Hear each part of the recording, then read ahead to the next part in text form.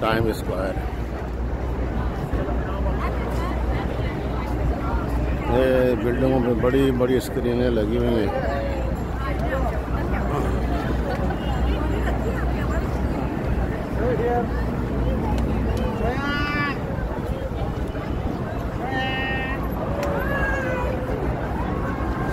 US arm forces recruitment station.